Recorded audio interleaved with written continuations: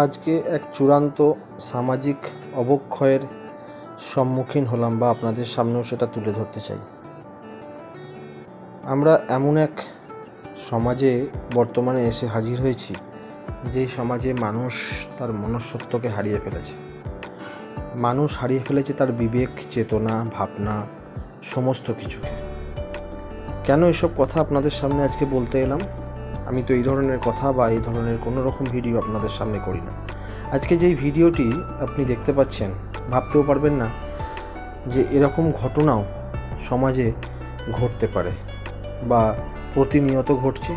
বলতে পারেন আমার জীবনে এটা প্রথম, বা হয়তো অনেকের জীবনেই এটা প্রথম, যারা আমার এই ভিডিও দেখে এই প্রথম এই উপলব্ধি করতে পারেন বা কিভাবে এটা ঘটাতে পারে সেটা ভাবনাতেও আপনারা হয়তো আনতে পারবেন না। তা আমি আজকে যে ঘটনার কথা বলবো, এই মানুষের ভিড়, জঙ্গল দিয়ে মানুষ যাচ্ছে, কোথায় যাচ্ছে, কী এমন ঘটনা ঘটেছে মানুষের এত আগ্রহ?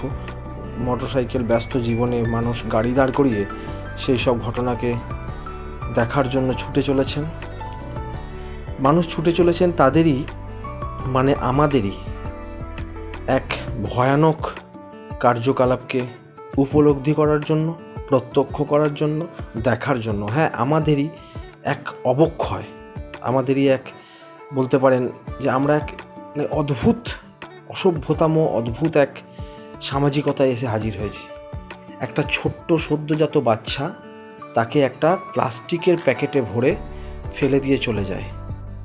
জানি না কে ফেলে দিয়ে গেছে বা তার পারিবারিক ভাবনা চিন্তা, তার পারিবারিক চিন্তাধারা কী। যদি বাচ্চাটা মারাও যেত, তাহলে সেই বাচ্চাটাকে হয়তো মারা গেছিল, সেই বাচ্চাটাকে আপনারা পুঁতে দিতে পারতেন।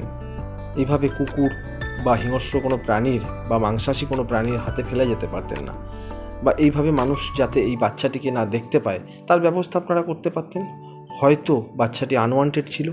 আনওয়ান্টেড হলেও যখন আপনি বুঝতে পারলেন বাচ্চাটি আনওয়ান্টেড, তখনই বাচ্চাটির প্রাণ আসার আগেই আপনি বাচ্চাটিকে নষ্ট করে ফেলতে পারতেন। বা এমন ঘটনা ঘটালেনই বা কেন, যেখানে আপনার ভালো লাগছে এইভাবে দেখতে যে আপনার বাচ্চাটা পচে গলে তাতে পোকা হয়ে গেছে। জানি না আপনার মন মানসিকতা বা আপনার পারিবারিক চিন্তাভাবনা কী। যাই হোক, সমাজের প্রত্যেকটা মানুষের কাছে অনুরোধ, সামাজিক অবক্ষয় থেকে সমাজকে বাঁচান আর এরকম মন মানসিকতা থেকে দূরে থাকুন।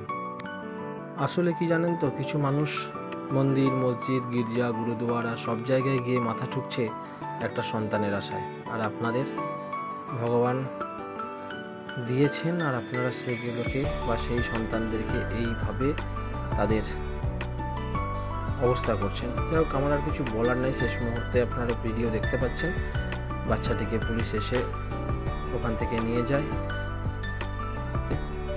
জানি না, হয়তো আর বাচ্চাটি বেঁচে নেই, বা সত্যি হয়তো বাচ্চাটি বেঁচে নেই, যেটুকু যা দেখলাম।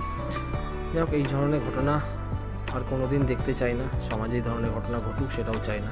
খুব ভালো থাকবেন, সুস্থ থাকবেন, আর ভেবে চিন্তে কাজ করুন, যার জন্য আপনার কারণে একটা ছোট্ট বাচ্চাকে এইভাবে প্রাণ না দিতে হয়।